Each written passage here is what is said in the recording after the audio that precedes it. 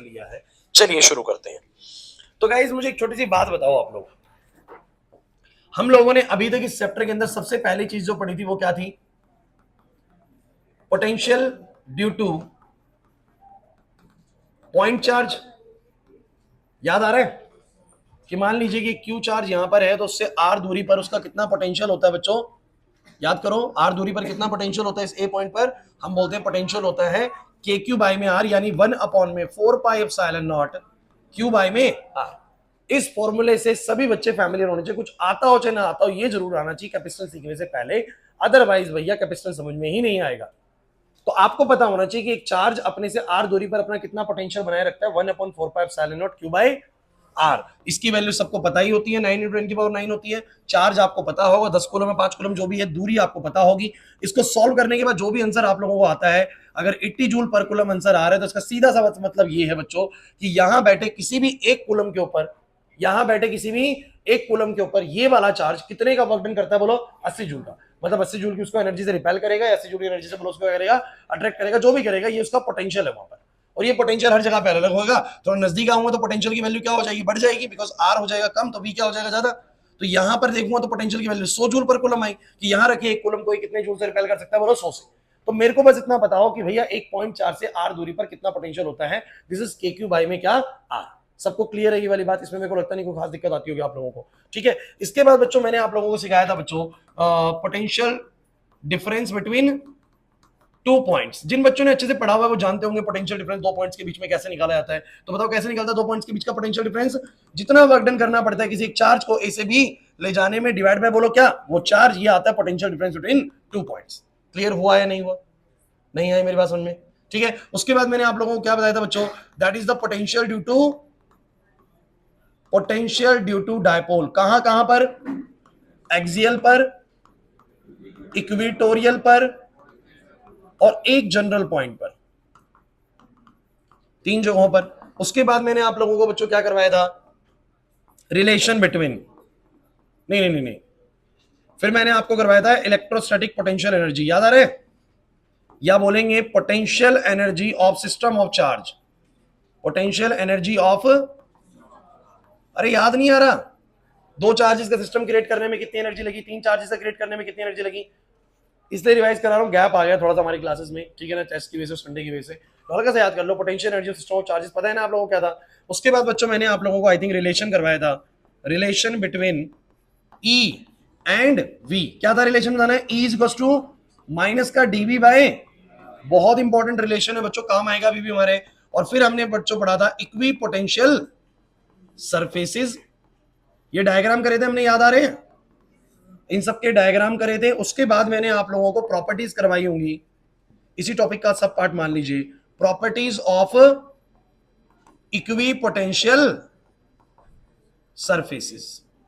तो अभी तक पोटेंशियल में बहुत सब कुछ हो चुका है बच्चों, काफी सारी चीजें हो चुकी है, और मुझे लगता नहीं कि कोई खास मुश्किल है अगर आप लोगों ने ढंग से पढ़ा है चीजों को। तो पोटेंशियल ड्यू टू पॉइंट बहुत इजी सा है। उसके बाद potential difference between the 2 points कैसे निकलता है, मैं 3 से 4 बार क्लास में करा चुका हूं ये चीज। उसके बाद potential due to dipole at axial, equatorial, general point, आप लोग ड्राइव देख लीजिएगा। Potential energy system of charges मुश्किल टॉपिक नहीं था, इजी था। हमने 2 particle system, 3 particle system, 4 particle system को क्रिएट करके देखा था। आप जनरली सभी बच्चों ने उसके आंसर सही करे थे, टॉपिक इजी था। रिलेशन बिटवीन ई और वी इंपॉर्टेंट टॉपिक है। ई और पोटेंशियल डिफरेंस के बीच में क्या डिफरेंस और रिलेशन होता है? इक्वी पोटेंशियल सरफेस आपको बताए गए थे, ऐसे सरफेस जहां पर पोटेंशियल की वैल्यू क्या होती है? सेम होती है। और इक्वी पोटेंशियल सरफेस आपको बताते हैं इक्वली स्पेस्ड हो भी सकते हैं और नहीं भी। ये सारी बातें हमने किसमें करी थी? इसकी प्रॉपर्टीज। तो ये सब हो जाने के बाद ना कुछ प्रॉपर्टीज इलेक्ट्रिक फील्ड से रिलेटेड हैं, वो रहती हैं, लेकिन वो मैं आज नहीं कराऊंगा, बिल्कुल चैप्टर के बेंडिंग में होने वाली वो चीजें, ठीक है ना, बिल्कुल थोड़ा सा पार्ट है वो इसी का ही, लेकिन वो लास्ट में करेंगे।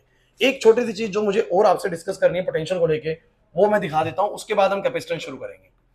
That is the potential due to a charged sphere। बच्चों एक बात मुझे बताना, तुम लोग, क्या तुम लोगों ने ये पढ़ा हुआ है कि अगर एक स्फेयर के ऊपर चार्ज है, कंडक्टिंग स्फेयर के ऊपर चार्ज है, याद करना सब कुछ, क्यू चार्ज है, इसका रेडियस बोलो कितना है? Capital R. तो आपको ये बताया गया था कि जो इसकी फील्ड्स निकलती हैं वो बिल्कुल ऐसे निकलती हैं जैसे कि बहुत अच्छे, कुछ बच्चों ने बोला कैसे निकलती हैं?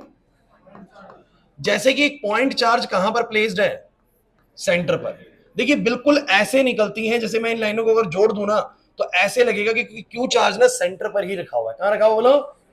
इस स्फीयर के ऊपर भले ही चार्ज है और उसकी फील्ड निकल रही है, बट ये फील्ड बिल्कुल ऐसे निकल रही है जैसे मैं किसी क्यू चार्ज को यहां भी रख दूंगा ना तो उसकी भी फील्ड ऐसे ही निकलेंगी, बिल्कुल ऐसे निकलेंगी। तो मैंने आपको दिखाया भी था और मैंने प्रूव करके भी बताया था कि एक क्यू चार्ज जब किसी स्फीयर के सरफेस पे डिस्ट्रीब्यूट होता है तो it exactly resembles the electric field with the point charge placed at the centre. बिल्कुल ऐसे बिहेव कर रहा होता है जैसे पॉइंट चार्ज कहां पर रखा हुआ सेंटर पे। और याद करें कि हमने इलेक्ट्रिक फील्ड के फॉर्मूले निकाले थे, कुछ याद आ रहे हो आप लोगों को? तो मान लीजिए इस वाले पी पॉइंट पर या इस वाले ए पॉइंट पर मैं तुमसे पूछूं, जैसे ये तो आर है, बताओ जरा इधर आर दूरी पर कितनी इलेक्ट्रिक फील्ड होगी? तो मैंने आप लोगों को बोला था कि ऐसे ही मानो जैसे ये सारा चार्ज कहां पर कंसंट्रेट है, तो ये क्यू चार्ज अगर यहां पर कंसंट्रेट है तो बोलो इलेक्ट्रिक फील्ड की स्ट्रेंथ कितनी आएगी सब बच्चे बोलो? 1 upon epsilon naught q by में क्या? कुछ याद नहीं आ रहा सर? आ रहा है? नहीं आ रहा यार, पढ़ाया बच्चों, गॉसियन सरफेस बना के कराए थे पूरा ड्राइव। उसके बाद मुझे बताना सरफेस पे कितना आएगा बच्चों, सरफेस पे कितना आएगा electric field at the surface, electric field at the surface. इस जगह पे सरफेस पे कितना आया था electric field at surface? This is के 1/4 epsilon naught Q divide by में ये स्मॉल आर क्या बन गया था, कैपिटल आर। अरे नहीं आ रहा यार याद। और अंदर कितना आया था इलेक्ट्रिक फील्ड? क्योंकि मैंने बोला था इनसाइड द कंडक्टर कोई चार्ज ही नहीं होता तो इलेक्ट्रिक फील्ड कितना आता? 0। ये वो बातें मैं आपसे कर रहा हूं जो मैं ऑलरेडी आप लोगों को पढ़ा चुका हूं। लेकिन क्यों पढ़ा रहा हूं? बिकॉज अभी जो टॉपिक कराने वाला हूं उसमें पूरी तरीके से इसका इस्तेमाल होने वाला है। सो गाइस इसका जो ग्राफ बना था याद आ रहा है कुछ, कैसा ग्राफ बनाया था? देखिए जिन बच्चों ने पिछली चीजों पे ज्यादा मेहनत करी नहीं हुई ना, अब सिर्फ आप इंतजार कर सकते हैं करंट चैप्टर के शुरू होने का। उसको करने में 3 क्लासेस लगेंगी, मतलब 1 वीक अभी लगने वाला है। उसके बाद आपको समझ में आने लगेंगी दोबारा से चीजें, अगर तब मेहनत करोगे तो। ई और आर के बीच का क्या रिलेशन है? यहां पर आर की वैल्यू जो है, आर क्या होता है? आर वो पॉइंट होता है जहां पर हम इलेक्ट्रिक फील्ड निकालना चाह रहे हैं। तो मैं सेंटर पे भी ले सकता हूं पॉइंट, मैं थोड़ा आगे भी ले सकता हूं, मैं सरफेस पे भी ले सकता हूं, बाहर भी ले सकता हूं, कहीं भी ले सकता हूं। मेरी बात को समझना। तो मैं कहता हूं कि आर की वैल्यू 0 भी हो सकती है, आर की वैल्यू कभी किसके बराबर हो सकती है बोलो? कैपिटल आर, जब मैं सरफेस पे होऊंगा, और बाहर भी हो सकती है। ये कौन सा पोर्शन है बताओ जरा? इनसाइड वाला। ये कौन सा पोर्शन है बोलो? आउटसाइड वाला। जब स्मॉल आर की वैल्यू कैपिटल आर से बड़ी होती है, जब स्मॉल आर की वैल्यू कैपिटल आर से छोटी होती है तो अंदर होते हैं हम, और जब बराबर होती है तो कहां पर होते हैं? सरफेस पे। तो मुझे सभी बच्चे बताना अंदर इलेक्ट्रिक फील्ड कितनी है? अंदर इलेक्ट्रिक फील्ड 0 है बच्चों, ध्यान दें सब बच्चे। अंदर इलेक्ट्रिक फील्ड 0 है, जब तक मैं सरफेस पे नहीं आता इलेक्ट्रिक फील्ड की वैल्यू 0 है, 0 है। सरफेस पे कितनी है बताओ जरा? के क्यू बाई में आर स्क्वायर, मतलब सरफेस पे जाते के साथ ही इलेक्ट्रिक फील्ड की वैल्यू इतनी हो जाती है, सरफेस पे जाते जाते इतनी हो जाती है, जिसको मैं क्या बोल रहा हूं बोलो? के क्यू बाई में क्या बोलो? R square. और जितना मैं सरफेस से दूर जाऊंगा, जितना मैं आर को बढ़ाऊंगा, इलेक्ट्रिक फील्ड उतना बोलो क्या हो जाएगा? कम हो जाएगा। इलेक्ट्रिक फील्ड उतना बोलो क्या हो जाएगा? कम। तो उसके बाद मैंने इस ग्राफ को ऐसे बनाया था। ये ग्राफ बिल्कुल साफ तौर पर ये कहना चाह रहा है कि एक स्फेरिकल कंडक्टर भले ही बिहेव करता है किसकी तरह, जैसे कि एक चार्ज कहां पर रखा हुआ है? सेंटर पर। कहां पर रखा हुआ है? सेंटर पर। तो आप लोगों को बस ध्यान रखना है वो बिहेव ऐसे ही करता है, बट चार्ज सेंटर पे एग्जैक्टली होता नहीं है। तो इनसाइड इलेक्ट्रिक फील्ड कितनी होती है बोलो? 0। सरफेस पे कितनी होती है बोलो? मैक्सिमम। और सरफेस के बाद जितना दूर जाऊंगा इलेक्ट्रिक फील्ड की इंटेंसिटी बोलो अपनी क्या होती जाएगी? कम होती जाएगी। ये मैंने कुछ आप लोगों को पढ़ाया होगा, याद आया या नहीं आया? अब मैं सेम बात आपको पढ़ाने वाला हूं कि जब इलेक्ट्रिक फील्ड है किसी स्फीयर की वजह से आउटसाइड, सरफेस पे और इनसाइड। दोबारा सुन लीजिए मैंने क्या बोला? इलेक्ट्रिक फील्ड है आउटसाइड, सरफेस पे और इनसाइड। तो वैसे ही मुझे बताओ जरा पोटेंशियल भी होगा एक स्फेरिकल कंडक्टर का, बोलो क्या होगा? पोटेंशियल भी होगा। ये क्यू चार्ज है, आर इसका रेडियस है। फिर दोबारा से वही बात करने वाले, मैं पोटेंशियल कहां कहां निकालूंगा? ये आर है, मैं एक बार पोटेंशियल निकालूंगा एट आउटसाइड पॉइंट, यहां पर निकालूंगा कितना है, फिर सरफेस पे निकालूंगा, फिर क्या निकालूंगा? अंदर। तो भैया इसमें ज्यादा कुछ आपको ड्राइव नहीं करना है, सिंपल यही चीज सोचनी है कि पूरा क्यू चार्ज कैसे बिहेव करता है। अनिकेत पूरा क्यू चार्ज कैसे बिहेव करता है, जैसे कहां पर प्लेस्ड हो? तो अगर ये पूरा क्यू चार्ज सेंटर पे प्लेस्ड है तो कोई भी एक पॉइंट चार्ज अपने से आर दूरी पर कितना पोटेंशियल बनाता है जरा बता दो, बता दो। तो बोलेंगे सर पोटेंशियल आउटसाइड पॉइंट पे कितना आएगा? आउटसाइड पॉइंट पे कितना आएगा? 1/4 पाई एप्सिलॉन नॉट। ये पूरा क्यू चार्ज की फील्ड ऐसे ही है जैसे कि सेंटर पे रखा हो, बोलो कितना आएगा? क्यू डिवाइड बाय कितना आएगा बोलो? Small r. सबको समझ आया या नहीं आया? कुछ कह रहे हैं कैसे सर? अरे आज आते के साथ ही इलेक्ट्रिक पोटेंशियल का सबसे पहला फॉर्मूला ये तो सिखाया आप लोगों को कि क्यू चार्ज अपने से आर दूरी पे कितना पोटेंशियल बनाता है? 1/4 pi epsilon naught q by. और ये जो सारा चार्ज होता है जो सरफेस पे बैठा हुआ है, ये बिहेव तो ऐसे ही करता है जैसे कहां पर रखा हो? सेंटर पे। तो अगर ये सारा चार्ज सेंटर पे बिहेव कर रहा है तो इससे आर दूरी पर कितनी पोटेंशियल होगी 1/4πε0 क्यू बाई में क्या अरे नहीं आया समझ।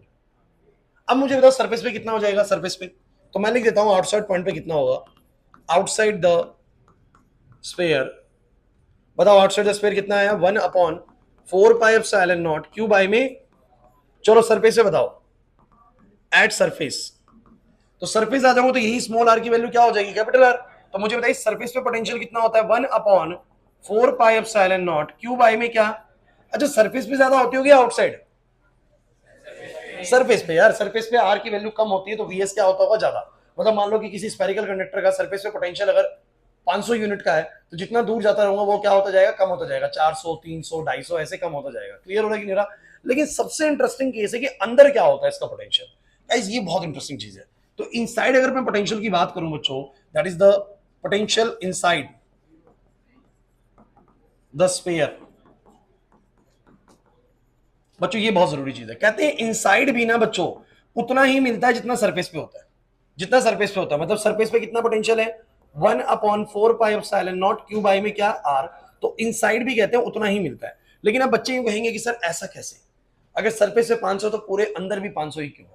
भैया एक बात बताओ, देखो वही चीजें हैं कि पिछली क्लास पढ़ी है कि नहीं पढ़ी, क्या तुम लोगों को वो रिलेशन याद है E इज इक्वल टू में माइनस का डीवी बाई में क्या डी आर, याद करो सबने पढ़ा हुआ है E इज इक्वल टू में क्या होता है माइनस डीवी बाई में डी आर, और मुझे बताना जरा inside the conductor, inside the conductor electric field हमेशा क्या होती है, अरे तो पढ़ा हुआ है कंडक्टर के अंदर इलेक्ट्रिक फील्ड नहीं होती बच्चों, बाहर ही तो सारा चार्ज, तो इलेक्ट्रिक फील्ड जीरो होगी, तो मुझे बताना जरा डीवी बाई डी आर की वैल्यू कितनी आ गई, जीरो। अब मैथ्स वाले बच्चे तो ऐसे समझ जाओ, मैथ्स वाले बच्चे तो ऐसे समझ जाओ, किसी चीज का डिफरेंशिएशन हो रहा है, जिस चीज का डिफरेंशिएशन हो रहा है और वो जीरो आ रहा है, इसका मतलब v क्या रहा होगा, कांस्टेंट। मुझे बताइए मैथमेटिक्स वाले बच्चे जानते हैं कि नहीं जानते कि किसी भी कांस्टेंट चीज का डिफरेंशिएशन अगर तुम करते हो तो आंसर कितना आता है, बोलो जीरो आता है।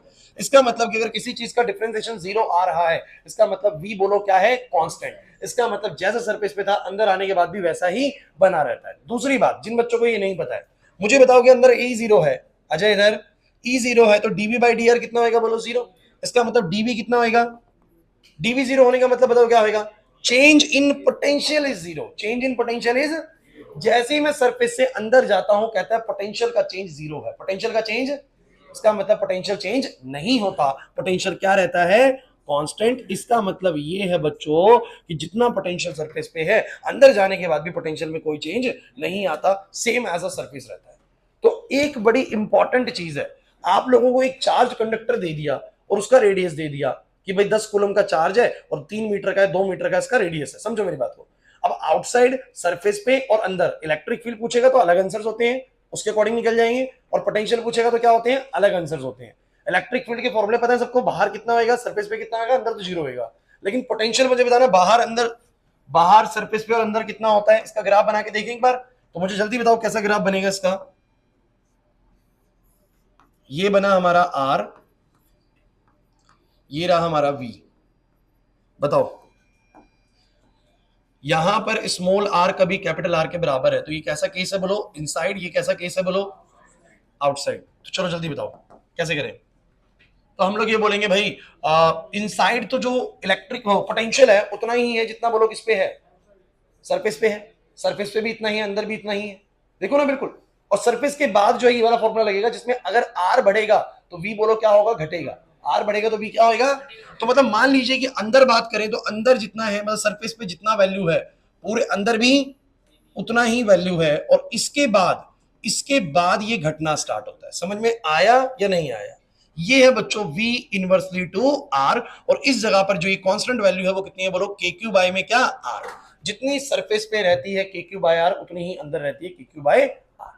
मतलब कुल मिला के आप लोगों को एक छोटी सी बात क्या ध्यान रखनी है, वो ये है बच्चों कि अगर मेरे पास एक स्फेरिकल कंडक्टर है जिसके ऊपर कुछ चार्ज है, सुनिए सुनिए, एक स्फेरिकल कंडक्टर है जिसके ऊपर कुछ चार्ज है, कितना चार्ज है, क्यू चार्ज, कितना रेडियस है, आर रेडियस, उसके पास क्या क्या सवाल है आप लोगों से पूछने के लिए, वो बोलेगा बताओ जरा इससे बाहर आर दूरी पर, इससे बाहर कहीं आर दूरी पर मुझे बताइए इलेक्ट्रिक फील्ड कितनी होगी, इलेक्ट्रिक फील्ड कितनी होगी, पोटेंशियल कितना होगा, जरा बताओ इलेक्ट्रिक फील्ड कितनी होगी, के क्यू, और पोटेंशियल सरफेस पे बात करी, बोल दो सरफेस पे कितनी आएगी, सरफेस पे इलेक्ट्रिक फील्ड कितनी आएगी, के क्यू बाय आर, और पोटेंशियल कितना आएगा, के क्यू बाय आर स्क्वायर, और ये आएगा के क्यू बाय आर। चलो अंदर बात कर लेते हैं। अंदर इलेक्ट्रिक फील्ड कितनी आएगी, 0, बट पोटेंशियल अंदर कितना होगा, के क्यू बाय में आर। बस यही फर्क आ जाता है बच्चों दोनों में, और यही ग्राफ का भी चेंज आ जाता है। इसके अंदर इलेक्ट्रिक फील्ड इनसाइड 0 होती है, उसमें पोटेंशियल अंदर 0 नहीं होता है। समझ आया या नहीं आया? ये बच्चों याद रखना है, क्योंकि एग्जाम में ये पूछा गया क्वेश्चन कई बार। नहीं कर पाओगे? नहीं बन रही बात? पक्का? सो चलो ठीक है, यही है बस, इसमें और कुछ नहीं है। देख लो एक बार इसको, देख लो एक बार, देख लो एक बार, टाइम लगा लो थोड़ा सा इसके ऊपर। टेस्ट कैसा करा था आप लोगों ने? बढ़िया गया? लड़कों ने कुछ चालाकी चलने की कोशिश करी थी, चल पाई नहीं चल पाई? हैं? पेपर सेम था? सेम था बिल्कुल। मेरे को मोनी मैम कह रही थी कि बच्चे कह रहे थे पेपर सेम था।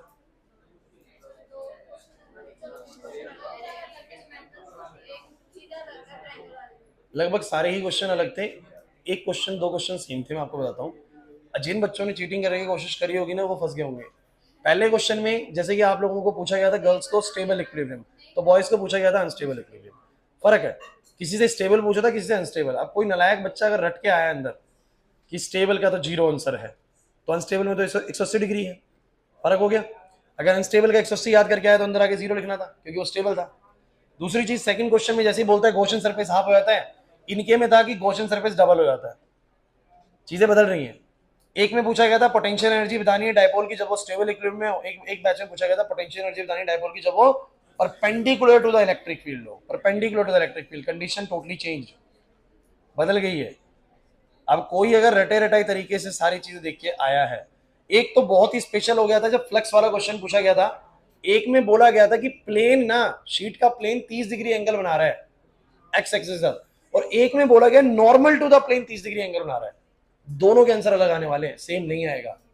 एक के अंदर बोला गया प्लेन 30 डिग्री एंगल पे है, और एक में बोला गया नॉर्मल जो है प्लेन का नॉर्मल वो 30 डिग्री पे है।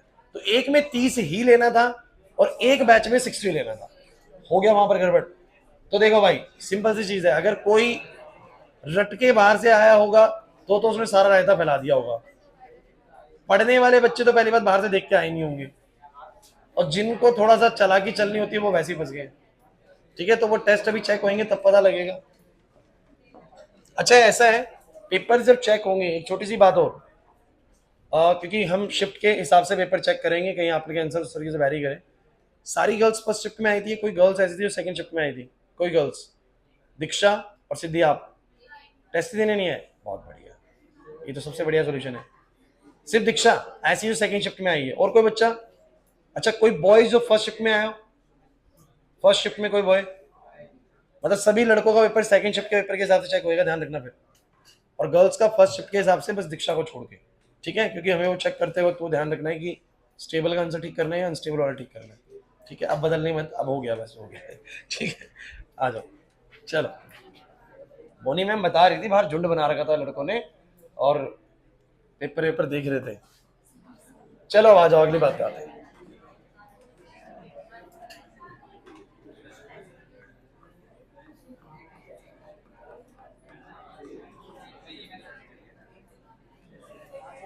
भाई मैं एक बात आपको बता देता हूं बच्चों, सुनो भाई, पोटेंशियल वैसे सारा खत्म हो गया है, लेकिन उसमें ना आपको ना कुछ एनसीईआरटी के अंदर ना कुछ प्रॉपर्टीज दी हुई है। वो प्रॉपर्टीज मैं लास्ट में कराऊंगा, बहुत ही सिंपल सी प्रॉपर्टीज है, बट अभी नहीं डिस्कस कर रहा। मैं आपके साथ पहले कैपेसिटर शुरू करना चाहता हूं आज। यहां मैं लिख देता हूं potential due to a sphere, charged sphere. चलो भाई चलो, फिर वही बात, ये टॉपिक्स पोटेंशियल के डन। प्रॉपर्टीज है 3-4, वो नहीं करा रहा हूं अभी, वो बाद में बताऊंगा। आ जाओ, चलो भाई क्लास। कैपेसिटेंस, कोई बच्चा बताएगा कैपेसिटेंस क्या होता है? अब थोड़ा सा एक्टिव रहना बच्चों की। कैपेसिटेंस का पहले ना आज बेसिक वाला पार्ट ढंग से समझेंगे कि क्या होता है कैपेसिटेंस, उसके बाद आगे शुरू करेंगे। किसी को पता है क्लास में कैपेसिटेंस क्या होता है? स्कूल में तो हो गए यार ये चैप्टर, थोड़ा तो बताया करो। नहीं हुआ है? स्कूल वाले पीछे चल रहे हैं, ऐसा कैसे हो सकता है? Akshat, what is capacitance? Electric energy को होल्ड करने की एबिलिटी, स्टोर करने की एबिलिटी। नहीं, हाँ बताओ सौम्या। तो वो तो पीपीसी हो गया, पैरेलल प्लेट कैपेसिटर हो गया। लेकिन मैं पूछ रहा हूँ कि व्हाट इज कैपेसिटेंस? पंखे का कैपेसिटर। गाइस देखो, मैं ये चीज कह रहा हूँ, तुम लोग पढ़ते नहीं हो बिल्कुल भी। स्कूल में तो जनरली बच्चों के स्कूल में चैप्टर हो चुका है नहीं ये। तो दिव्यम क्या होता है, आइडिया कुछ? नहीं, नहीं बताया। दीपांशु तो वीडियोस भी कवर कर रहा है, इसकी नहीं करी है। किसी को भी नहीं पता कैपेसिटेंस क्या होता है। अरे वाह, लड़के की तारीफ जाओ भाई, इसने पढ़ा हुआ लड़की, तारीफ जाओ लड़के की, बहुत अच्छे। तो हाँ, पढ़ के ही बताना है। अच्छा अच्छा, उसमें से पढ़ के बताया है? मत बजाओ, बिल्कुल मत बजाओ। वो तो बता ही दोगे, गुंजन के नोट सही है। गुंजन की शक्तियों का गलत इस्तेमाल हो रहा है। मैं कहा इतनी इतनी एक्यूरेट डेफिनेशन जो एग्जैक्ट मैं लिखवाने वाला हूँ, वही शब्द बिल्कुल बोल दिए इस लड़की ने। अपनी बड़ी बहन के नोट लेके बैठी है। चलो सुनिए भाई क्लास, समझते हैं। मेरा पहला सवाल आप लोगों से ये है कैपेसिटेंस शुरू करने से पहले, कि can we store an infinite charge on a conductor? क्या लगता है, can we store an infinite charge on a conductor? क्या लगता है बच्चों? मैं हर साल एक क्वेश्चन पूछता हूं। एक ने, आज तक एक बच्चे ने सबसे बढ़िया जवाब दिया था इसका, गलत जवाब था लेकिन बड़ा अच्छा जवाब था। तो कहते हैं can we store an infinite charge on a conductor? क्या किसी कंडक्टर के ऊपर इनफाइनाइट चार्ज को हम स्टोर कर सकते हैं? नहीं। चलो कितने बच्चे इस पक्ष में है कि नहीं कर सकते सर, इनफाइनाइट चार्ज स्टोर नहीं हो सकता? और कितने ऐसे कि सर हो सकता है? अबे तो दो, तीसरा ऑप्शन तो है ही नहीं फिर कोई। अच्छा, जिनको लगता है कि स्टोर नहीं हो सकता, कोई बताएगा कि क्यों नहीं हो सकता?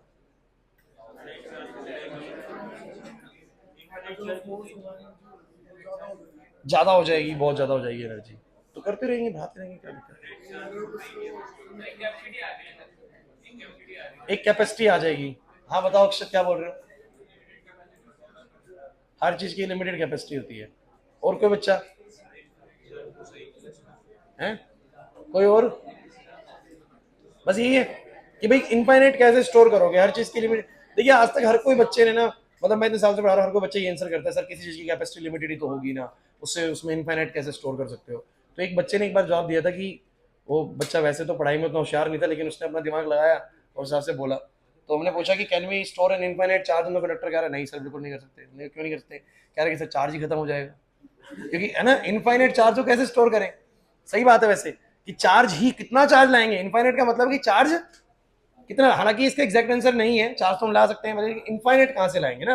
तो अभी अब इस बात को समझने की कोशिश करते हैं कि क्या हम सच में इनफाइनाइट चार्ज को किसी कंडक्टर पे स्टोर कर सकते हैं? तो इसको ऐसे समझ लो कि क्या किसी पानी की टंकी में इनफाइनाइट पानी भर सकते हो? नहीं भर सकते ना।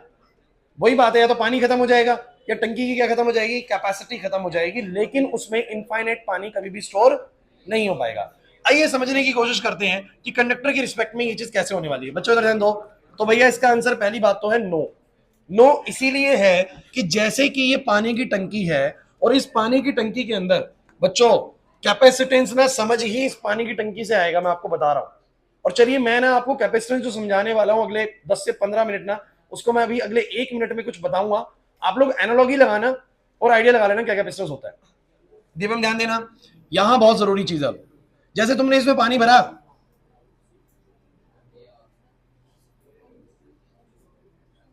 और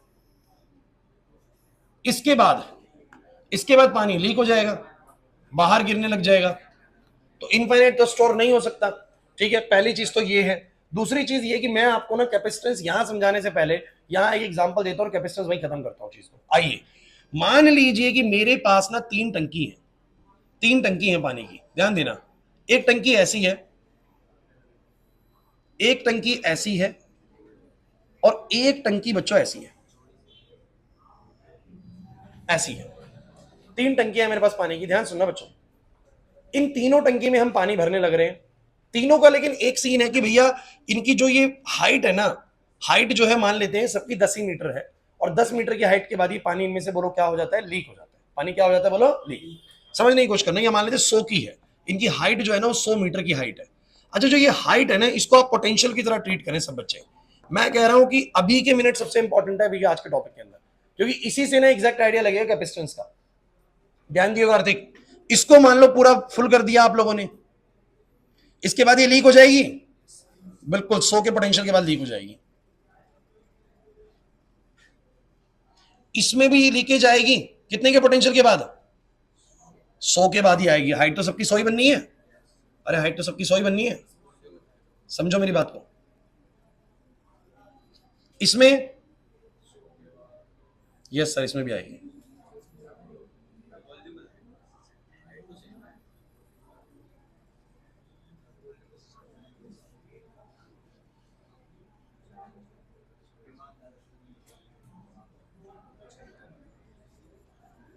समझो समझो क्लास, सभी में कितने की हाइट बनी है, इसमें भी कितने की बनी है। इस पूरे सिस्टम को ना तीन चीजों से रिजेंबलेंस करना, जितना पानी ऊपर बढ़ रहा है उसका उतना पोटेंशियल बढ़ रहा है। जैसे पानी 1 यूनिट की हाइट का बढ़ा तो पोटेंशियल माने 1 यूनिट का हो गया, 2 यूनिट हाइट पे हो गया तो 2 का पोटेंशियल हो गया, 3 पे 3 का, 100 का यूनिट का हाइट हुआ तो 100 पोटेंशियल हो गया। ध्यान देना, हाइट को किससे रिजेंबल करोगे, पोटेंशियल से। पानी को किससे रिजेंबल करोगे, चार्ज से। पानी को किससे रिजेंबल करोगे, वाटर को रिजेंबल करना, जो वाटर है ना उसको किससे रिजेंबल करना, चार्ज से। इस हाइट को किससे रिजेंबल करना बच्चों, पोटेंशियल से। और तब मैं समझाऊंगा कि इसकी कैपेसिटी क्या है। बेसिकली समझने की कोशिश करें, सभी के सभी वाटर टैंक्स ना 100 मीटर का पोटेंशियल होने के बाद क्या हो जाते हैं, लीक हो जाते हैं। लेकिन क्या वो लीक होने से पहले जो चार्ज स्टोर करते हैं क्या सब बराबर चार्ज स्टोर करते हैं, ये कम, ये उससे ज्यादा और ये उससे ज्यादा। सपोज कर लेते हैं कि इसने जो है ना पूरा जो पानी स्टोर किया, सब बच्चे ध्यान देना भाई, 100 लीटर पानी स्टोर किया। कितने लीटर बोलो, इसने कितना करा बोलो, इसने कितना करा बोलो, 1000 लीटर पानी स्टोर किया। तो भैया इसका जो कैपेसिटेंस है ना, इसका कैपेसिटेंस होता है, कैपेसिटेंस सुन लीजिए क्या होता है, कैपेसिटेंस सुन लीजिए क्या होता है, it is the charge required to raise the potential of the conductor by 1 volt. दोबारा सुन लीजिए, किसी कंडक्टर का 1 वोल्ट पोटेंशियल रेज करने के लिए जो चार्ज लगता है वो उसका बोलो क्या होता है, कैपेसिटेंस। जैसे तुम सब बच्चे मुझे बताओ, इसमें 100 मीटर की हाइट बढ़ाने के लिए 100 लीटर लगा, तो इसकी 1 यूनिट का पोटेंशियल कितने पानी से रेज कर गया होगा, मात्र 1 लीटर से। मात्र कितने से बोलो, दीक्षा नहीं है बात समझ में। मुझे बताओ 100 मीटर की हाइट के बाद ये सब रिलीज होने वाले, सबके सब क्या हो जाएंगे, लीक हो जाएंगे। ध्यान से पढ़ना है भाई, कैपेसिटेंस एक्टिव रहिए बिल्कुल। मैं कह रहा हूं कि 100 यूनिट की हाइट बनते के साथ ही सारे के सारे बोलो क्या होने वाले हैं, लीक होने वाले हैं। तो मुझे बताओ जरा, अगर से 100 यूनिट की हाइट तक 100 लीटर पानी स्टोर किया, तो 1 यूनिट का पोटेंशियल रेज करने के लिए, 1 यूनिट की हाइट बढ़ाने के लिए कितना पानी स्टोर करता है बोलो, 1 लीटर। तो मैंने बोला इसका कैपेसिटेंस 1 यूनिट का कितने का बोलो, दोबारा समझते हैं इसको, समझते हैं भाई बच्चों। कीर्ति यहां पर ध्यान दो, इसमें 100 यूनिट की पोटेंशियल बनाने से पहले कितना पानी स्टोर किया, 500 लीटर। कितना बोलो, तो मुझे बताइए 1 यूनिट की हाइट रेज करने के लिए कितना पानी लेता है बोलो, 5 लीटर। कितना बोलो, तो मैं बोलूंगा इसका कैपेसिटेंस कितना हो गया, 5 का। इसका कैपेसिटेंस 5 यूनिट का हो गया। इसका बताओ कितने का हो गया, 10 यूनिट का कैपेसिटेंस हो गया। So what is actually capacitance, what is actually capacitance. So capacitance is the amount of water required to raise the potential of the conductor by 1 volt. किसी भी कंडक्टर का 1 यूनिट पोटेंशियल रेज करने में जितना पानी लग जा रहा है वो उसका बोलो क्या है, कैपेसिटेंस। जैसे कि इसका सिर्फ 1 यूनिट का कैपेसिटेंस पता है क्या इशारा करता है, क्या इशारा करता है, पढ़ना समझो भाई इसको। जब कोई बोलता है कि किसी कैपेसिटेंस, किसी भी टंकी का कैपेसिटेंस 1 यूनिट है, क्या समझोगे इसका मतलब, कि उसको सिर्फ 1 लीटर पानी लगता है, उसका 1 यूनिट पोटेंशियल रेज हो जाता है। जिसका 5 है उसका मतलब बोलो क्या है, उसको 5 लीटर पानी दूंगा तब उसकी 1 यूनिट की हाइट रेज करेगी। मानते हो कि नहीं मानते, अरे इसकी 1 यूनिट की हाइट जो है वो इतने से पानी से रेज होगी, इसकी 1 यूनिट की हाइट इतना सारा पानी ले रही है, तो बोलो है कि नहीं, इसकी 1 यूनिट की हाइट 10 लीटर पानी ले रही है। एग्री करते हो कि नहीं करते। तो जिसका कैपेसिटेंस 10 यूनिट का क्या समझोगे, कि it requires 10 litre of water to raise the potential of the conductor by 1 volt. अब तुम सब बच्चे मुझे बताना कि अगर सबको पता है ये सारी टंकियां 100 लीटर पे आने पे, 100 मीटर की हाइट पे आने पे लीक होने वाली है, लेकिन एक टंकी ने अपना 1 यूनिट का पोटेंशियल 1 लीटर से रेज कर लिया और एक ने 10 लीटर से रेज किया, तो कौन ज्यादा पानी को स्टोर करके लेके जाएगा, 10 वाला। दिमाग नहीं लगा रहे हैं भाई। मान लेते हैं इस दुनिया में सारी टंकियां 100 मीटर की हाइट की हैं, सारी टंकियां 100 मीटर की हाइट की, चाहे पतली टंकी चाहे मोटी टंकी हो, लेकिन 100 मीटर की ही हाइट है बस। लेकिन कोई टंकी अपनी 1 मीटर रेस कर लेती है मात्र 1 लीटर से, पतली सी है, 1 लीटर से 1 मीटर रेस कर लिया तो 100 मीटर तो 100 लीटर से ही रेस हो जाएगा और लीक हो जाएगी। लेकिन किसी किसी में ऐसा है कि 5 लीटर डालने पे ही उसका एक पोटेंशियल रेज होता है, मतलब 1 यूनिट बढ़ने के लिए वो 5 लीटर तक स्टोर कर लेती है अपने अंदर, फिर 2 करने के लिए 10 लीटर, 3 करने के लिए 15 लीटर, तो 100 मीटर तक आते आते बहुत ज्यादा पानी स्टोर कर लेगी नहीं कर लेगी। और जिसका कैपेसिटेंस 10 यूनिट बस क्या मतलब है कि वो अपना 1 यूनिट भी रेस कराने के लिए 10 कूलम का चार्ज या 10 लीटर का पानी पहले लेती है, तब उसका 1 यूनिट रेस होता है। तो 100 यूनिट तक रेस होने के लिए तो बहुत सारा पानी स्टोर कर लेगी। एग्री करते हो कि नहीं करते? अब बताओ किसी टंकी का कैपेसिटेंस अगर 20 का हुआ तो क्या मतलब है उसका? अगर किसी टंकी का कैपेसिटेंस 20 का हुआ तो क्या हुआ कि वो अपनी 1 मीटर हाइट बढ़ाने से पहले अपने अंदर कितना पानी स्टोर करती है? 20 लीटर। तो आप समझिए कि 100 मीटर तक आने के लिए वो बहुत सारा पानी स्टोर करेगी नहीं करेगी, उसकी कैपेसिटी ज्यादा होगी कि नहीं होगी?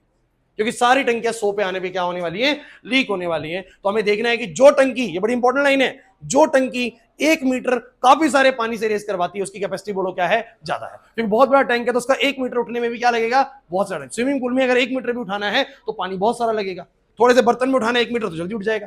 क्लियर है कि नहीं बताओ जरा? तो capacity, basically capacitance is not about the capacity, capacitance is about the amount of the water required to raise the potential by just 1 volt. और जिसका 1 वोल्ट रेज होने में अगर चार्ज ज्यादा लग रहा है तो इसका मतलब सर उसके अंदर पानी बोलो क्या होने वाला है? ज्यादा स्टोर होने वाला है। एग्री करते हो कि नहीं करते? अगर ये समझ में आ गया ना, अब मैं कैपेसिटेंस में जैसे मर्जी कुछ बात करूंगा, वो सारी बातें इसी से ही रिलेशन में चलने वाली है। लेकिन मैं आपको बता रहा पूरी एनालॉजी इससे ही मैच होने वाली है। यहां पर पानी की जगह क्या बोलूंगा? चार्ज, कि जितने चार्ज से किसी कंडक्टर का 1 यूनिट पोटेंशियल रेज हो जाएगा वो उसका बोलो क्या होगा? कैपेसिटेंस होगा। लेकिन ये मुद्दा भी तुम्हें और क्लियर होगा, लेकिन पहले तुम ये समझ जाओ मैंने जो बोला है। नहीं आया समझ में? बताओ किसी टंकी की कैपेसिटेंस, कार्तिक किसी टंकी की कैपेसिटेंस 50 यूनिट की है, क्या मतलब है इसका? बहुत बढ़िया। सिद्धि क्या मतलब है इसका? किसी टंकी का कैपेसिटेंस 50 यूनिट का, बताओ बताओ। अरे कभी तो बताया करो, सिंपल सी चीज मैंने बताई है अभी।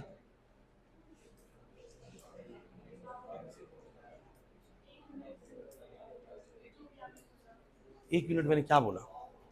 मैंने बोला किसी टंकी का कैपेसिटेंस 50 यूनिट का है। सिद्धि पढ़ लो नहीं तो फेल हो जाओगे, सच बता रहा हूं। पास मतलब नंबर अच्छे तो बहुत दूर की बात है, फेल हो जाओगे बच्चों। आज चल बताओ कि जरा कैपेसिटेंस 50 यूनिट का क्या मतलब? कि एक ऐसी टंकी है जिसका 1 यूनिट भी हाइट बढ़ाना है तो कितने लीटर पानी लेती है? 50 लीटर। मतलब 100 मीटर तक जाते आते तो बहुत सारा पानी स्टोर हो जाएगा, उसकी कैपेसिटी बहुत ज्यादा है। आप समझ में आ रहा है? Capacitance of 1 unit, capacitance of 5 unit, capacitance of 10 unit and capacitance of 50 unit में क्या फर्क है? 50 यूनिट वाला कैपेसिटर जो होगा उसकी कैपेसिटी बहुत ज्यादा होगी, बिकॉज अपना 1 यूनिट का पोटेंशियल रेस करने के लिए वो 50 यूनिट का चार्ज या 50 यूनिट का पानी देते हैं। समझ में आया कि नहीं है? अब इसी चीज को रिजेंबलेंस करेंगे हम लोग कंडक्टर के जरिए, बट मैं कह रहा हूं कि आप लोगों को समझना अभी भी पड़ेगा। बस बने रहिए टॉपिक के अंदर, मुश्किल नहीं होता टॉपिक। सारा खेल होता है कि तुम लोग ना, तुम्हारा दिमाग इतना शातिर है ना कि तुम्हें पढ़ने ही नहीं देता। मैं तुम्हें बता रहा हूं, तुम पे बहुत ज्यादा हावी है सारी चीजें, है ना। तुम्हारे को ये जब पढ़ने वाली चीजें आती है ना तो दिमाग अपने आप ही दूसरी तरफ ले जाता है और तुम लोग हार मान लेते हो। ठीक है भाई, दिमाग सोचने में मजबूर कर रहा है, बाहर सोचता हूँ, उसके बारे में सोचता हूँ, उसके बारे में सोचता हूँ, सोचने लग जाते हैं। यही हो रहा है, यहां सोचना है भैया, है ना। वो जो आपको इधर उधर दिमाग भगा रहा है ना, मत जाइए उस तरफ, फोकस्ड रखिए बस कि यही ध्यान देना है मुझे और कहीं नहीं ध्यान देना। ये मेरे लिए, मेरे करियर के लिए, मेरे लाइफ के लिए, मेरे पेरेंट्स के लिए, भाई बहन के लिए, सबके लिए सबसे ज्यादा जरूरी आवर्स है। ध्यान रखना, सिर्फ आपकी लाइफ नहीं बनती है, आपकी वजह से पूरे परिवार का कुछ ना कुछ होता है। ठीक है, तो अपने ये जो सबसे जरूरी आवर्स है ना, इनको वेस्ट मत करा करो इधर उधर सोचने पे, ये तो बाद में अफसोस होगा। अब समझते हैं, बस 10 मिनट आप लोगों को ढंग से सुनना है, मैं एग्जैक्टली बता दूंगा कैपेसिटेंस क्या होगा। अब सुनिए भाई, पहली बात, किसी कंडक्टर पे इनफाइनाइट चार्ज क्यों नहीं स्टोर कर सकते? देखिए, जब कभी आप किसी को चार्ज देते जाएंगे ना, तो मुझे तुम एक बात बताना, तुम इसके ऊपर चार्ज दिए जा रहे हो, अगर तुम चार्ज बढ़ाए जा रहे हो तो आपको नहीं लगता कि इसके चारों तरफ जो इलेक्ट्रिक फील्ड की स्ट्रेंथ है वो भी बढ़ी जा रही है? अब बच्चे कहेगा सर क्या फर्क पड़ता है, चार्ज बढ़ाते रहो, इसमें लीकेज कैसे होगी? सोचने वाली बात है ना भाई। उधर तो समझ में आता है पानी की टंकी में फिजिकल तौर पे पानी डलेगा तो एक टंकी में बाहर आ जाएगा, इसमें चार्ज कैसे बाहर आता है समझना चाहिए हमें। तो मैंने कहा, मैं इसके ऊपर चार्ज बढ़ाता गया, चार्ज बढ़ाया तो यहाँ पर जो इलेक्ट्रिक फील्ड बन रही है उसकी स्ट्रेंथ भी क्या होती है? बहुत बड़ी मजेदार चीज है, अगर ढंग से सुनोगे तो एकदम मजा आएगा। अब तुम बताओ, तुमने इसके ऊपर चार्ज बढ़ाया, मनप्रीत यहाँ पर ध्यान दो, बढ़ाते बढ़ाते बढ़ाते बढ़ाते इतना चार्ज कर दिया कि इसके आसपास जो चार्ज बहुत ज्यादा होगा तो इलेक्ट्रिक फील्ड भी क्या होगी? बहुत स्ट्रांग। और मान लेते हैं कि उस वक्त इसका कुछ पोटेंशियल भी है, अभी सिखाया मैंने कि अगर चार्ज है तो कुछ ना कुछ पोटेंशियल भी है। मान लेते हैं इसका पोटेंशियल कितने यूनिट का है, बोलो 100 यूनिट का है। 100 यूनिट का हो गया, आपने इतना चार्ज इसको दे दिया कि इसके चारों तरफ कितने का पोटेंशियल क्रिएट हो चुका है, 100 वोल्ट का पोटेंशियल क्रिएट हो चुका है, कुछ स्ट्रॉन्ग इलेक्ट्रिक फील्ड भी पैदा हो चुकी है। अब मैं क्या पाता हूं कि मैंने इसके ऊपर मान लीजिए 1000 कूलम का चार्ज दे दिया था, 900 कूलम दिया, 950 दिया, 998 दिया, 999 दिया, चार्ज जाया जा रहा है। बट 1000 कूलम के बाद मुझे एक गेम समझ में आई, 1000 कूलम के बाद अब चार्ज इसके ऊपर रेज, मैं जैसे ही एक कूलम डालता हूं बढ़ता ही नहीं है। अब क्यों नहीं बढ़ता वो समझने की कोशिश करते हैं बच्चों, जो बताऊंगा उसको ढंग से सुनना, पेपर में नहीं आएगा लेकिन तुम्हारी अंडरस्टैंडिंग पर्पस के लिए बहुत जरूरी है।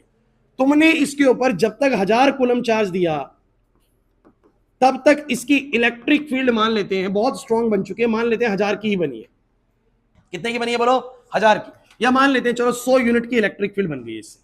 मेरी बात को समझने की कोशिश करना, बातें नहीं शुभम, 100 यूनिट की इलेक्ट्रिक फील्ड बन चुकी है। और अब जैसे ही मैं इसके ऊपर 1001 चार्ज करता हूं, मतलब जैसे ही इसके ऊपर मैं क्या करता हूं बताओ जरा, +1 चार्ज और देता हूं, मैं सोचता हूं कि 1001 होगा, तो 1001 तो होता है, 1001 तो हो जाता है, और इलेक्ट्रिक फील्ड बढ़ के कितनी हो जाती है बोलो 101, लेकिन तुरंत कुछ ऐसा होता है कि ये घट के वापस से कितना हो जाता है बोलो 1000 हो जाता है, वापस से घट के बोलो कितना हो जाता है 1000। मतलब आप चार्ज बढ़ाते हैं, सुनिएगा, आप चार्ज बढ़ाते हैं, वो चार्ज बढ़ता है, उससे इलेक्ट्रिक फील्ड बढ़ती है, और एकदम से वापस से बोलो क्या होता है, चार्ज कम हो जाता है। समझते हैं ऐसा क्यों हुआ? देखिए क्या होता है बच्चों, कहीं भी आपने कंडक्टर रखा हुआ है तो आसपास क्या है बोलो, कोई मीडियम है। अब मीडियम में सपोज कर लो एयर है, ध्यान देना क्या है, मान लो एयर है। अब एयर के अंदर मुझे बताना जरा क्या है, एटम्स है। किसके एटम्स है? अरे एयर में ऑक्सीजन के एटम्स हैं, कार्बन डाइऑक्साइड के एटम्स है, there are so many atoms ना। और एटम्स के अंदर मुझे बताओ जरा क्या है, बताओ जरा, पॉजिटिव चार्ज न्यूक्लियस, और बोलो क्या, इलेक्ट्रॉन। मुझे बताइए इलेक्ट्रॉन पॉजिटिव चार्ज से कैसे बंधा हुआ है, क्योंकि सर अट्रैक्शन, इलेक्ट्रोस्टैटिक अट्रैक्शन, तो नेगेटिव चार्ज पॉजिटिव से बंधा हुआ है। लेकिन सुनिए, अगर यहां बहुत ज्यादा प्लस आ गया जिसकी वजह से बहुत स्ट्रॉन्ग इलेक्ट्रिक फील्ड पैदा हुई, तो क्या तुम जानते हो कि अगर ये इलेक्ट्रिक फील्ड है, सभी बच्चे जवाब देना भाई, और इसके अंदर सपोज करिए कि एक एटम रखा हुआ है, न्यूक्लियस और पॉजिटिव चार्ज ऐसे करके, तो मुझे बताना इलेक्ट्रिक फील्ड कहां से कहां डायरेक्ट होती है, सब बच्चे बताओ, पॉजिटिव से नेगेटिव। तो मुझे बताना इलेक्ट्रॉन के ऊपर फोर्स कहां की तरफ लग रहा होगा, पीछे की तरफ। अरे भैया एटम में पॉजिटिव नेगेटिव दोनों चीजें हैं, नेगेटिव पॉजिटिव से बंधा हुआ है इलेक्ट्रोस्टैटिक अट्रैक्शन से, लेकिन आप लोग जानते हो कि इलेक्ट्रिक फील्ड की वजह से यहां पर बहुत प्लस है और यहां पर बहुत माइनस है, तो इस इलेक्ट्रॉन पे फोर्स किस तरफ लग रहा होगा, इस प्लस की तरफ, और जो बचा हुआ पॉजिटिव आयन है उसके ऊपर किस तरफ लग रहा होगा, माइनस की तरफ। समझिए मेरी बात को। तो यहां पर जब तक इलेक्ट्रिक फील्ड 100 यूनिट की होती है, यानी जब तक चार्ज 1000 कूलम होता है, इतनी स्ट्रॉन्ग इलेक्ट्रिक फील्ड पैदा नहीं होती कि वो एयर के एटम को बोलो क्या कर सके, आयनाइज कर सके। लेकिन जैसे ही आप 1 यूनिट चार्ज बढ़ाते हैं, जैसे ही चार्ज 1001 होता है, इलेक्ट्रिक फील्ड 101 यूनिट होती है, इतनी स्ट्रॉन्ग इलेक्ट्रिक फील्ड पैदा होती है कि वो यहां बैठे इलेक्ट्रॉन्स को ही बोलो क्या करती है, अपनी तरफ खींच लेती है। क्योंकि इलेक्ट्रिक फील्ड पैदा होगी तो वो अपनी तरफ, अरे इलेक्ट्रॉन के ऊपर फोर्स लगाएगी इधर, पॉजिटिव के ऊपर उधर लगाएगी, तो ये जो हमारे एटम्स होते हैं एयर के अंदर, वो क्या हो जाते हैं, आयनाइज। आयनाइज कहने का मतलब उन एटम में से इलेक्ट्रॉन्स छिटक के इस तरफ आ जाते हैं। बताओ अगर एक इलेक्ट्रॉन छिटक के इधर आया तो 1001 चार्ज हुआ था, जैसे ही इलेक्ट्रॉन आएगा माइनस का, उसको वापस से कम कर देगा, नहीं कर देगा? दोबारा से समझने की कोशिश करो, क्योंकि ये बात तुम्हें कि इनफाइनाइट चार्ज क्यों नहीं स्टोर हो सकता, सिर्फ इसी चीज से समझ में आ सकती है, अदरवाइज समझ में नहीं आएगी। हालांकि जरूरी नहीं है समझाना, बहुत जरूरी नहीं है इस टॉपिक के लिए, लेकिन आपको अगर एग्जैक्टली जाननी है चीजें तो भैया जानना पड़ेगा इस चीज को। मैं दोबारा समझा रहा हूं, ध्यान सुनिएगा। मुझे बताइए एयर के अंदर कौन होते हैं, बोलो एयर के एटम्स होते हैं, जो गैसेस वगैरह होती है, वो एटम्स क्या है बताओ जरा, पॉजिटिव और नेगेटिव चार्जेस के एटम्स है, न्यूक्लियस है और इलेक्ट्रॉन है। लेकिन आपको नहीं लगता कि बंधे तो हुए अट्रैक्शन में, लेकिन अगर कोई और ज्यादा बड़ी ताकत आएगी प्लस की और माइनस की, तो वो इलेक्ट्रॉन प्लस की तरफ चले जाएंगे और पॉजिटिव वाला पार्ट माइनस की तरफ चला जाएगा। एग्री करते हो कि नहीं करते? अरे सोडियम में से जब इलेक्ट्रॉन निकलता था यार, तो वो बाकी का क्या बचता है, Na+, स्प्लिट होने के बाद तो एक नेगेटिव चीज और एक बोलो क्या है, पॉजिटिव चीज है। तो मैं आपको बताता हूं कि मान लेते हैं कि जो एयर में मौजूद एटम्स हैं वो तब तक आयनाइज नहीं होते जब तक कितनी स्ट्रॉन्ग इलेक्ट्रिक फील्ड ना आए, 101 यूनिट की। कितनी बोलो? एग्जाम्पल मान लिया मैंने कि वो कब तक नहीं आयनाइज होते, जब तक कितनी स्ट्रॉन्ग इलेक्ट्रिक फील्ड नहीं पैदा होती, 101 की। तो जब तक तुम चार्ज बढ़ाए जा रहे हो 100 कूलम, 200 कूलम, 300 कूलम, तो उससे इलेक्ट्रिक फील्ड जो बनी वो उतनी स्ट्रॉन्ग बनी नहीं कि एटम्स आयनाइज हो सके। तो आप बढ़ाते गए बढ़ाते गए बढ़ाते गए, आप 1000 कूलम तक चार्ज को ले गए, फील्ड कितनी स्ट्रॉन्ग होगी बोलो, 100 न्यूटन की। अभी तक एटम आयनाइज और आप चार्ज बढ़ाए जा रहे हैं। लेकिन अब क्या होने वाला है, जैसे तुमने एक और चार्ज इसमें एक्स्ट्रा फेंका, जब चार्ज बढ़ा तो क्या बढ़ी बोलो, इलेक्ट्रिक फील्ड की स्ट्रेंथ भी। जैसे तुमने +1 करा, चार्ज की वैल्यू होगी 1001 कूलम, तो चार्ज 1001 यूनिट बढ़ गए और हम बोलेंगे कि भैया इलेक्ट्रिक फील्ड 101 की होगी। अब इतनी स्ट्रॉन्ग इलेक्ट्रिक फील्ड एकदम से हो जाती है कि जो एटम्स मौजूद होते हैं एयर के अंदर वो क्या हो जाते हैं, बोलो आयनाइज। आयनाइज होने का मतलब होता है उन्हीं के इलेक्ट्रॉन छिटक के इसके पास आ जाएंगे और इसके एक प्लस जो बड़ा था उसको बोलो क्या कर देंगे, खत्म। अब कुछ बच्चे कहेंगे सर एक ही को खत्म करा, अरे जैसे वो एक को खत्म करता है चार्ज वापस से गिर के कितना हो जाता है 1000, इलेक्ट्रिक फील्ड वापस से कितनी हो जाती है, बोलो 100। अब एटम्स आयनाइज नहीं होंगे। समझे कि नहीं समझे? आपने 5 चार्ज इसको एक्स्ट्रा दे दिए, बताओ कितना हो जाएगा, 1005।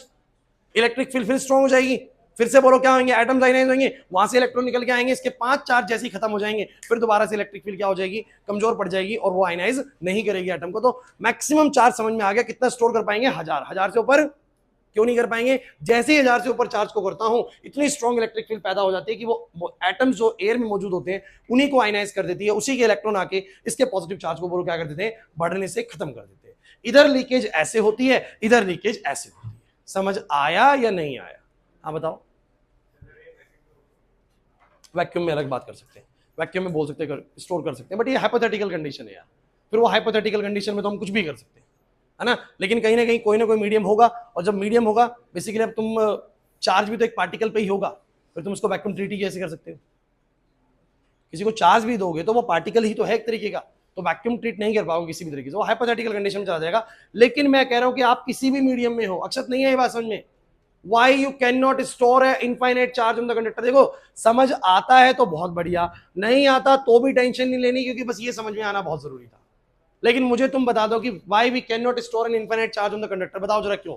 क्योंकि सर मैं चार्ज को बढ़ाता गया, उसकी वजह से क्या बढ़ती गई, सब बच्चे बताओ, मनप्रीत, इलेक्ट्रिक फील्ड भी बढ़ती गई और क्या बढ़ता गया, पोटेंशियल भी बढ़ता गया।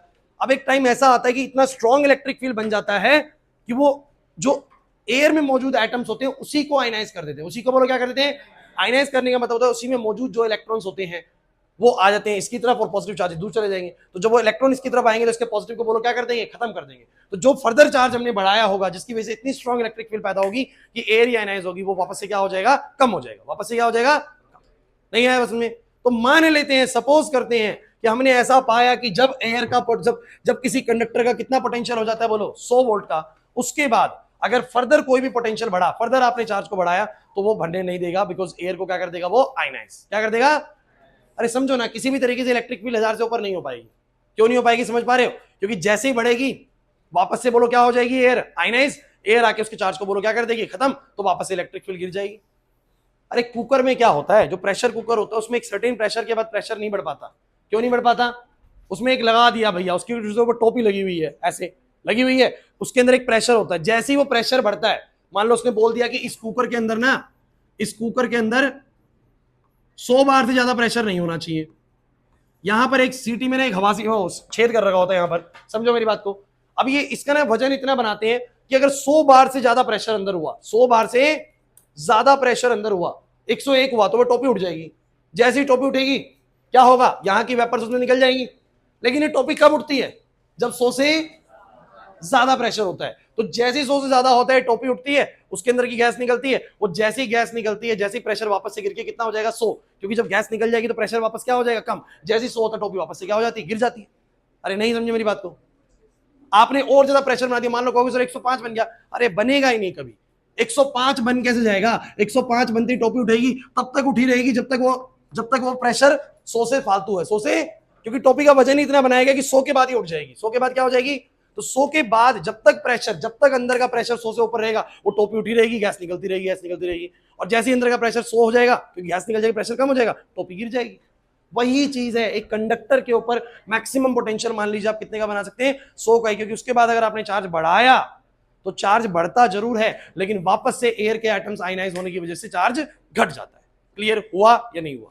और जब 1000 के बाद चार्ज नहीं बढ़ रहा तो इलेक्ट्रिक फील्ड और पोटेंशियल की वैल्यू भी नहीं बढ़ेगी। इसीलिए मैंने 100 यूनिट पे कंपेयर करवाया आपको कि किसी भी कंडक्टर को हम 100 से ऊपर रेज नहीं कर पाएंगे, 100 वोल्ट से ऊपर रेज नहीं कर पाएंगे। अरे मेरी भी हाइपोथेटिकल वैल्यू है 100, क्यों नहीं कर पाएंगे? अब छोटा कंडक्टर हो चाहे बड़ा कंडक्टर हो, जैसे ही 100 वोल्ट बनेगा इसके आसपास, दिव्यम, जैसे ही 100 वोल्ट इसके आसपास बनेगा, बोलो एयर क्या हो जाएगी, आयनाइज, और फर्दर चार्ज को इंक्रीज होने नहीं। अब सिर्फ मुद्दा पता है क्या है, किसी का 100 वोल्ट जल्दी आ जाएगा और किसी का 100 वोल्ट जल्दी आएगा और किसी का 100 वोल्ट, यही कैपेसिटेंस है। समझिए, अभी करवाऊंगा, चिंता मत करिए। किसी का 100 वोल्ट, क्योंकि मैंने एक बात मान ली कि एयर कितने पे आयनाइज होती है दीक्षा, 100 वोल्ट यानी 100 यूनिट की इलेक्ट्रिक फील्ड में मान लेते हैं एयर क्या होती है, आयनाइज। ऑल्दो इससे हाई पे होती है, लेकिन मैं आपसे बस वैल्यू मान के चल रहा हूं कि मान लेते हैं कि 100 यूनिट बनते ही एयर बोलो क्या हो जाएगी, आयनाइज। क्या हो जाएगी, आयनाइज। तो अब सबका जो 100 वोल्ट बनता है, वो सबका जो 100 वोल्ट बनता है वो अलग अलग चार्ज से बनता है। किसी का 100 वोल्ट तो 100 कूलम से ही बढ़ जाएगा,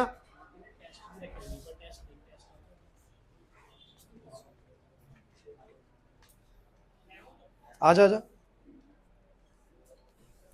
नहीं यहां तो कुछ भी नहीं है।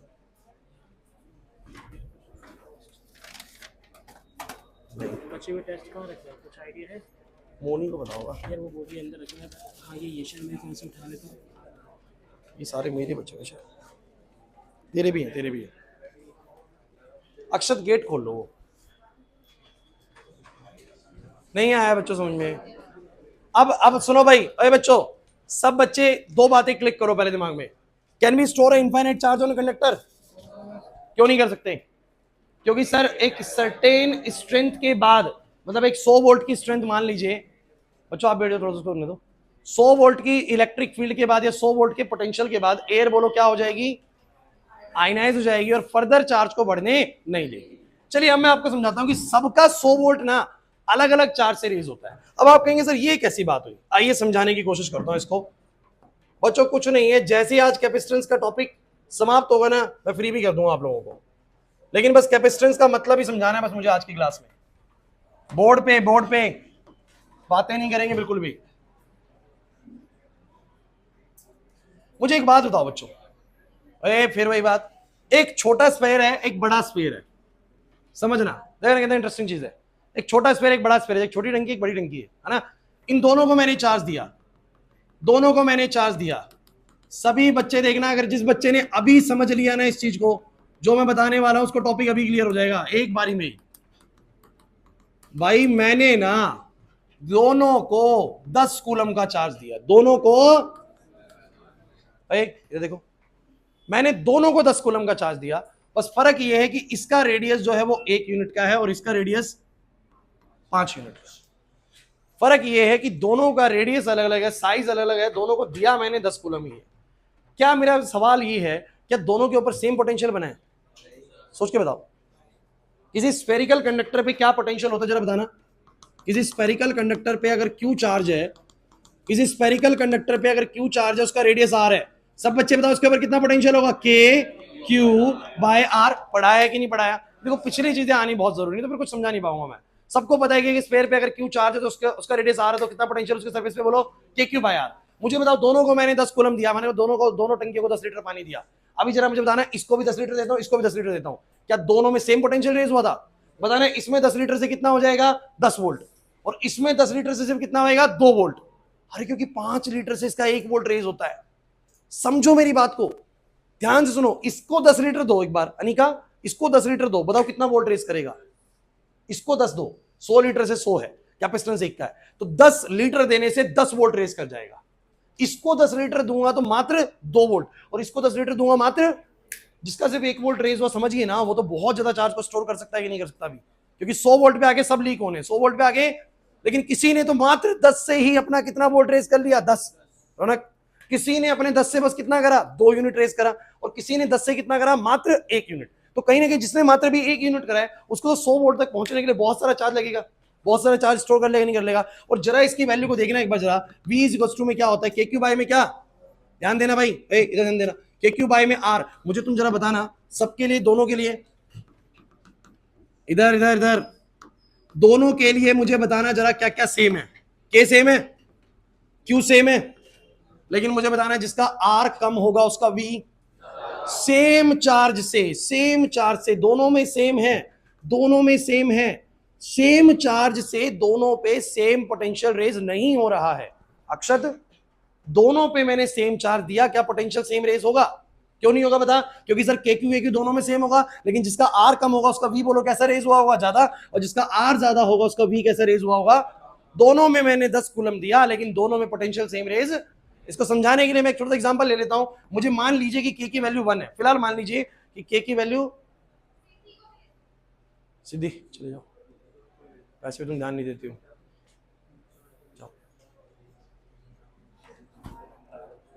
बताओ सब बच्चे, अरे बाकी डिस्टर्ब नहीं होंगे भाई, ध्यान सुनो। मैंने बोला सपोज कर लेते हैं सब बच्चे K1 है। K क्या है बोलो? 1। जरा मुझे बताना Q कितना है इस केस में, रेडियस कितना है, मुझे बताओ कितना पोटेंशियल आया। क्या मतलब है कि 10 कूलम चार्ज दिया और कितना वोल्ट रेज हो गया सौम्या? 10 कूलम चार्ज दिया, 10 कूलम चार्ज दिया, 1 यूनिट का रेडियस है, कितना वोल्ट रेज कर गया? 10 कूलम से 10 वोल्ट रेज कर गया। आपको पता है 100 वोल्ट पे तो लीक ये भी होना है और 100 पे वो भी लीक होना है। क्यों भाई? क्योंकि 100 के बाद एयर बोलो क्या हो जाएगी? आयनाइज हो जाएगी।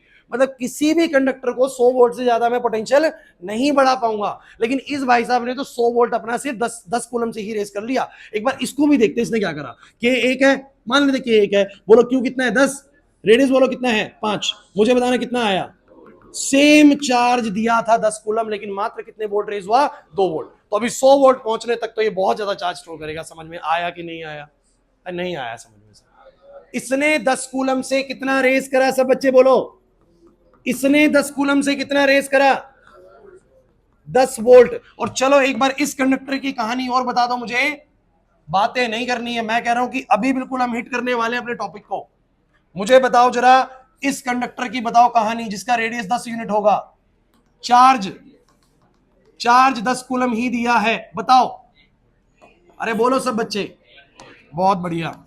V is equal to KQ by में R। सबके लिए बोलेंगे सर K वही है, Q वही है, R 10 है। बोलो कितना आया? इसने तो 10 कूलम से मात्र भी कितना रेस किया है? 1 वोल्ट। तो हमें तो 100 वोल्ट तक जाना है। पता है 100 वोल्ट तो ये भी करेगा, 100 वोल्ट ये भी करेगा, 100 वोल्ट ये भी करेगा। लेकिन मुझे बताओ जरा, ये तो जल्दी ही 100 वोल्ट पे पहुंचेगा भाई। 10 कूलम से 10 वोल्ट बना गया है। बोलो मानते हो कि नहीं मानते? इसने 10 कूलम से बस 2 वोल्ट भी रेस किया है, इसने 10 कूलम से मात्र। तो सबसे ज्यादा चार्ज को कौन स्टोर करने वाला है? लास्ट वाला। तो हम बोलेंगे सर ये क्या चीज है? तो भैया बस ये लास्ट बात सुन लेना, अगर ये समझ में आ गया तो कहानी बन गई भैया। मुझे तुम सब बच्चे बताओ, इसने 10 कूलम से कितना वोल्ट रेस करा? मेरे लिए बड़ा इंपॉर्टेंट है कि कोई भी कंडक्टर अपना 1 वोल्ट कितने से रेस कर लेता है? कितने से? तो मुझे बताओ, किसी ने 10 कूलम से अपना 10 वोल्ट रेस कर लिया, तो बताओ इसने अपना 1 वोल्ट कितने से रेस करा? मात्र 1 कूलम से। मात्र 1 कूलम से ही इसने अपना 1 वोल्ट रेस कर लिया। ये इसकी बोलो क्या है? कैपेसिटेंस। ये इसकी बोलो क्या है? समझे नहीं भाई? समझो मेरी बात को। इसको मैं उल्टा बना देता हूं कि इसने अपना 10 वोल्ट रेस करा, बोलो कितने से? 10 कूलम से। तो बताओ इसने अपना 1 वोल्ट कितने से रेस करा? 1 कूलम से। ये इसकी बोलो क्या है? कैपेसिटेंस। क्या है बोलो? दोबारा सुनिए, इसने अपना 2 वोल्ट रेस करा कितने कूलम से? तो 1 वोल्ट अपना रेस करा कितने से? ये इसकी बोलो क्या है? कैपेसिटेंस है। इसने अपना 1 वोल्ट रेस करा 10 कूलम से, तो 1 वोल्ट का तो वही 10 ही कूलम आएगा ना। तो इसकी कैपेसिटेंस क्या होगी? 10 की कैपेसिटेंस होगी। तो capacitance is nothing but it is the amount of charge required to raise the potential of the conductor by 1 volt. किसी ने अपना 1 वोल्ट रेस करने के लिए कितना चार्ज दिया? कितना? अगर किसी का कैपेसिटेंस 1 यूनिट का है, सुन लीजिए, C माने कैपेसिटेंस है। अब सब बच्चे बोलते चलना भाई, किसी का कैपेसिटेंस 1 यूनिट का है, इसका क्या मतलब है? बोलो कि उसने मात्र 1 यूनिट का चार्ज दिया अपना 1 वोल्ट रेस करने के लिए। मतलब 100 वोल्ट तक पहुंच जाएगा सिर्फ 100 यूनिट के चार्ज से, और लीक हो जाएगा उसके बाद। बस 100 यूनिट स्टोर कर पाएगा। कितना बोला? 100 यूनिट, क्योंकि 100 वोल्ट से ज्यादा पोटेंशियल तो किसी का बन ही नहीं सकता। अच्छा, इसका कैपेसिटेंस 5 का क्या मतलब है? बोलो 5 का क्या मतलब है? कि सर ये अपना 1 वोल्ट रेस जरूर करता है, लेकिन कितना चार्ज स्टोर कर लेता था? 5, क्योंकि टंकी बड़ी है। सर समझ में आया कि नहीं आया? सब जाएंगी 100 पे, सब जाएंगी, लेकिन ये अपना 1 रेस कर लेता है सिर्फ 1 से, ये अपना 1 यूनिट रेस करता है 5 से। तो ये 100 तक जाते थे, 500 लीटर चार्ज स्टोर कर लेगी, या 500 कूलम चार्ज स्टोर कर लेगी। एग्री करते हो कि नहीं करते? इन भाई साहब की जो कैपेसिटेंस है वो कितने की है? बोलो क्या मतलब है? It requires 10 coulomb of charge to raise its potential by 1 volt. तो 100 वोल्ट तक जाते जाते कितना कूलम चार्ज स्टोर कर लेगी? 1000 कूलम। बट ये नहीं कर पाएगी, ये तो 100 कूलम के बाद लीक होना स्टार्ट हो जाएगी। बिकॉज 100 कूलम से ही इसका 100 वोल्ट बन जाता है, इसका 100 कूलम से नहीं बनता। इसका 1000 कूलम जब चार्ज पहुंचेगा तब जाके 100 वोल्ट रेज होगा। 1000 लीटर होने के बाद जाके 100 मीटर की हाइट बनेगी। अब समझ में आ गया कि नहीं आ गया? So what is capacitance? It is actually a very important parameter to determine the capacity of a conductor. किसी कंडक्टर की कैपेसिटी को बताने के लिए बड़ा ही इंपॉर्टेंट पैरामीटर है। क्योंकि सर आप जैसे ही किसी का कैपेसिटेंस बोलते हैं ना, हमें यह पता लग जाता है कि वो अपना 1 वोल्ट जो है कितने पानी से या कितने चार्ज से बोलो क्या कर लेता है? रेस कर लेता है। समझे कि नहीं समझे? और ये एक बड़ी जरूरी चीज है। कोई थोड़े से ही पानी से अगर अपना 1 वोल्ट रेस कर ले रहा है तो उसका मतलब उसकी कैपेसिटी ज्यादा जल्दी ही लीकेज पे आने वाला है। और कोई बहुत ज्यादा पानी लेके अपना 1 वोल्ट रेस करता है, मतलब उसकी कैपेसिटी बहुत बस सिंपल सी बात, आपको बोलो कि मेरे पास 2 स्विमिंग पूल है, एक छोटा एक बड़ा। एक स्विमिंग पूल ऐसा है जिसके अंदर 100 लीटर पानी डाल दूं तो वो 1 यूनिट रेस कर लेता अपनी हाइट को, और एक बोलो कि जब तक 500 लीटर नहीं डालता तब तक उसकी 1 वोल्ट रेस होती है। आप कौन सा वाला स्विमिंग पूल बड़ा समझोगे? 500 वाला? अरे नहीं समझे, एक में 100 लीटर पानी डालने से 1 यूनिट हाइट बन जाती है, एक में 500 लीटर डालने पे 1 यूनिट हाइट बनती है। इसका मतलब सर उसकी कैपेसिटी बड़ी है, ज्यादा होगी, उसका कैपेसिटेंस 5 यूनिट हो गया या 500 हो गया, इसका 100 हो गया। अरे नहीं आया समझ में? क्लियर हुआ या नहीं हुआ? अब बस 5 मिनट लूंगा मैं, इससे ज्यादा नहीं लूंगा, ठीक है ना। कैपेसिटेंस की डेफिनेशन बोल दो, बोलो कैपेसिटेंस की डेफिनेशन क्या होगी? Capacitance is nothing but it is the charge, it is the, but ये वो चार्ज होता है जिससे किसी कंडक्टर का कितना यूनिट पोटेंशियल रेज किया जाता है? 1 यूनिट। और आपको क्या ये वाली बात समझ में आ गई कि भले ही मैं दोनों चार्जेस, दोनों कंडक्टर को सेम चार्ज दे रहा हूं बट पोटेंशियल सेम रेज, क्योंकि सर पोटेंशियल का फॉर्मूला होता है के क्यू बाई में क्या, भले ही आपके क्यू सेम है बट आर सेम। छोटे कंडक्टर जिनका आर छोटा होगा उनके ऊपर वी ज्यादा बनेगा, और जिनका आर बड़ा होगा उनके ऊपर वी कम बनेगा, सेम चार्ज से। और वही तो होता है इनके अंदर भी। बड़ी टंकी है तो सेम पानी से थोड़ी हाइट रेस करती है, और छोटी टंकी है तो सेम पानी से ज्यादा हाइट रेस करती है। वही एनालॉजी लगाई, मैंने आपको बोला था जिस बच्चे ने वो एनालॉजी समझ ली वो कैपेसिटेंस को समझ जाएगा। हालांकि हम इसको बहुत इजीली भी खत्म कर सकते हैं, भैया कैपेसिटेंस क्यू, स्कूल में Q is equal to C भी बताते हैं, C is equal to Q by V, this is capacitance. लेकिन एक्चुअल में आपने उसमें सीखा नहीं है, सिर्फ फॉर्मूला पता लग गया है। जहां भी कंफ्यूजन आएगी क्वेश्चन के अंदर फिर फंस जाओगे। लेकिन अब हमें एग्जैक्टली पता है कैपेसिटेंस क्या होता है। सब बच्चे बोले that capacitance is equal to the amount of charge, is equal to the amount of charge required to raise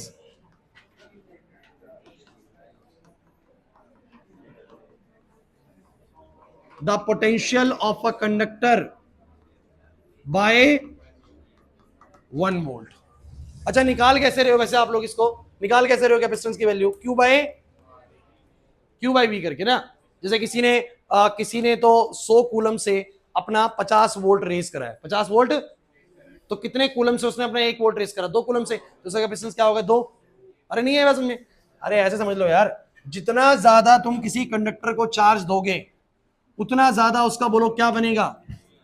ये तो मानते हो ना कंडक्टर पे थोड़ा चार्ज है, थोड़ा पोटेंशियल है, ज्यादा चार्ज है अजय, जितना ज्यादा चार्ज देंगे उतना बोलो क्या होगा? पोटेंशियल। लेकिन एक चीज जो उस कंडक्टर की सेम रहती है वो क्या है बोलो? उसका कैपेसिटेंस। सी बराबर क्या आ जाएगा बोलो?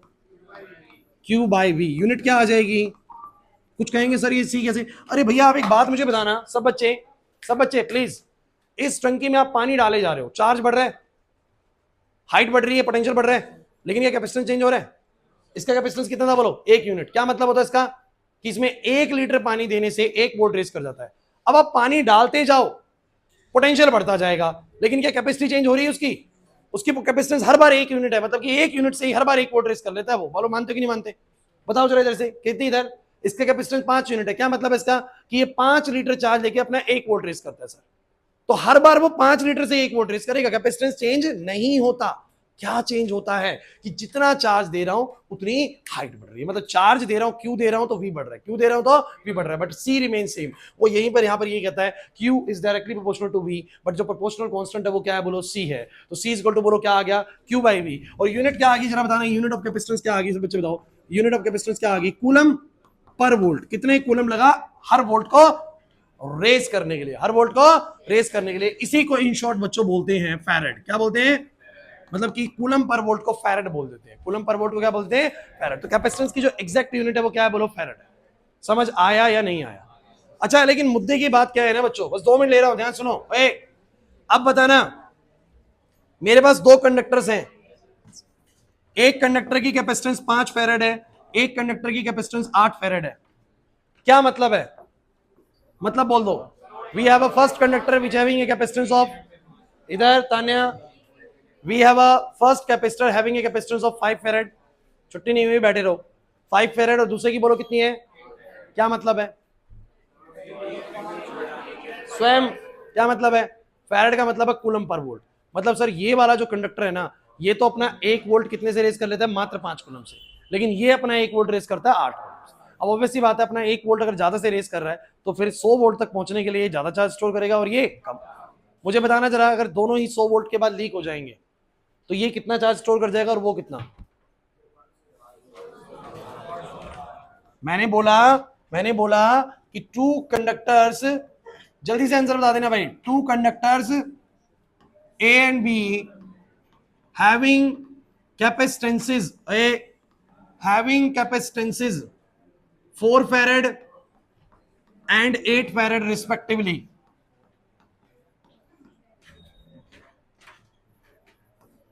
Calculate the amount of charge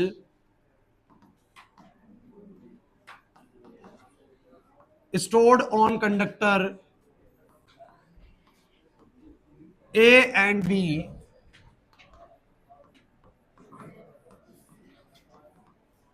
if both having a potential of 100 volt. बच्चों बात नहीं करनी है। एक कैपेसिटेंस की कैपेसिटी 4 फैरेड है, एक की बोलो क्या है? आप क्या समझते हैं?